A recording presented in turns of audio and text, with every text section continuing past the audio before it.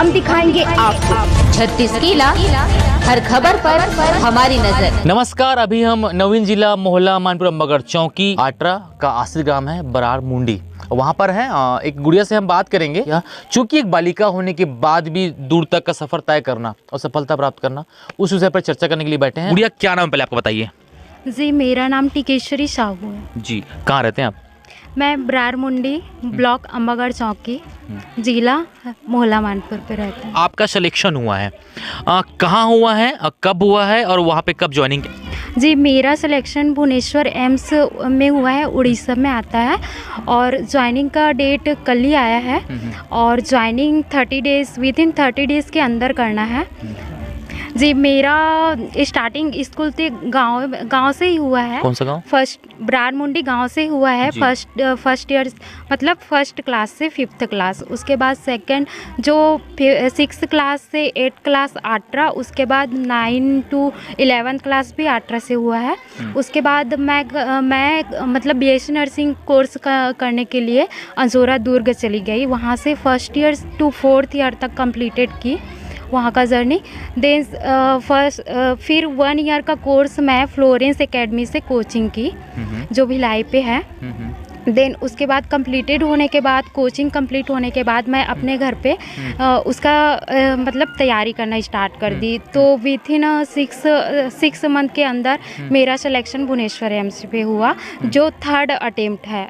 मेरे फैमिली ने बहुत सपोर्ट किया है। स्टार्टिंग में मैं जब 12th क्लास कंप्लीटेड की तो मेरे को कुछ समझ में नहीं आ रहा था कि कौन से फील्ड पे जाना है। तो मेरे चाचा जी हैं जो सामने हैं, सुनील चंदेले, उसने बहुत सपोर्ट किया कि नहीं बेटा तेरे को नर्सिंग करवाएंगे करके।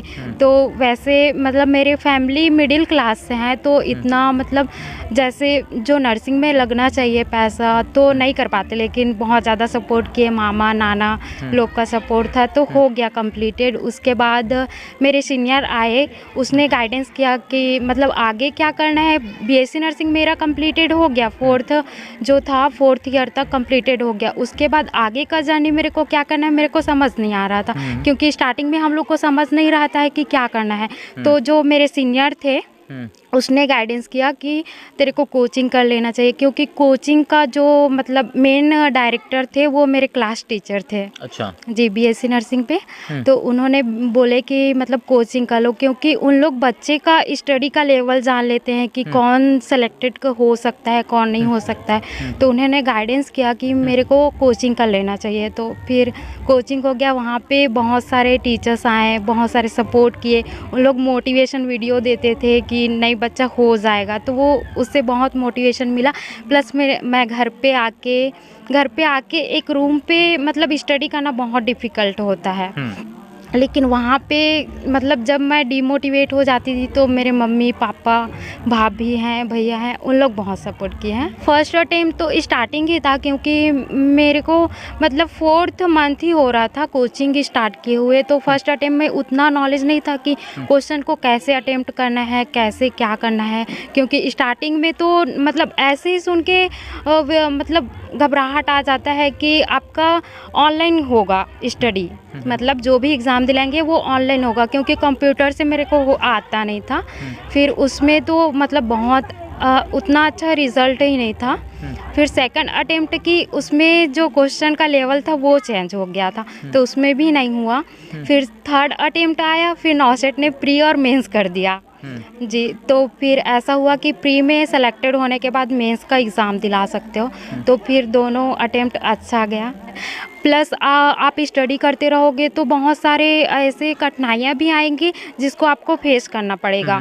तो मतलब जो मिडिल क्लास के फैमिली हैं, जिसके मम्मी पापा मिडिल क्लास से हैं, तो उसको मैं यही सजेस्ट करना चाहूँगी कि आप कंटिन्यूटी बना के रखो, क्योंकि कंटिन्यूटी बनाने से जो भी एग्ज़ाम है, चाहे वो UPSC क्यों ना हो, स्टेट गवर्नमेंट क्यों ना हो, सेंट्रल गवर्नमेंट क्यों ना हो, सब भी पॉसिबल है। बस कंटिन्यूटी प्लस उसको जो टारगेट है उसको मेन फोकस करो। आप स्टार्टिंग पॉइंट यही मेन रहता है कि आप एग्ज़ाम का जो 90 मिनट का समय है उसको आप कैसे उससे फेस करते हो, क्योंकि स्टार्टिंग का मतलब 90 मिनट तो वो एग्ज़ाम का लेवल हो जाता है, लेकिन वो 30 मिनट एग्ज़ाम से पहले आप कितना मोटिवेट रहते हो, उस चीज़ से घबराहट भी आएगी आपको सामने, लेकिन उस चीज़ से कैसे फील करना है आपको, वो चीज़ में रहता है। क्योंकि उस टाइम एग्ज़ाम के विदिन 30 मिनट 1 आवर आप अपने माइंड को सेट कर लोगे कि नहीं मेरा एग्ज़ाम मतलब अच्छा नहीं जाएगा, ये नहीं, ये टॉपिक नहीं पढ़ी हूँ,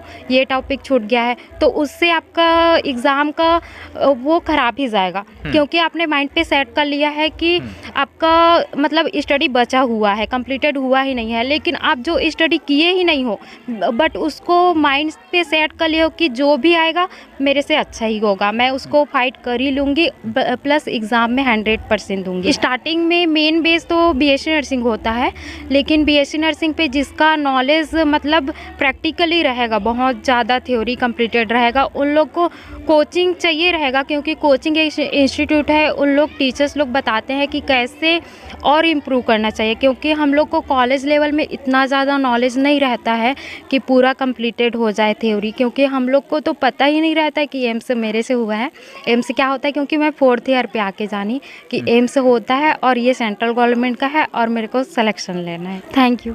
बच्ची का बोलना ये है कि छोटे से गांव से लेकर वो शहर तक का जो सफ़र तय करी, किस तरीके से बैक सपोर्ट मिला। अच्छा पढ़ाई की, ऑल द बेस्ट, इनको शुभकामनाएं। इस सब चीज़ों पे इनकी बातचीत से समझ ये आया कि बच्ची जो है वो 2 time, first time second time वो फेल हो चुकी थी, अचीव नहीं कर पाई थी, बावजूद इसके वो इस काम पे लगी रही। जब उसे मोटिवेट किया गया, पॉजिटिव थिंकिंग जब दिमाग पे लाई गई, सफलता मिली। हम इस न्यूज़ के माध्यम से, हमारे माध्यम से ये आपको संदेश देना चाहेंगे कि जो भी बच्ची एग्ज़ाम फाइट करना चाहती है या आगे बढ़ना चाहती है, कुछ करना चाहती है, तो पॉजिटिव थिंकिंग अगर चलती है तो उसे सफलता जरूर मिलेगी। हम दिखाएंगे आपको 36 किला, हर खबर पर हमारी नजर।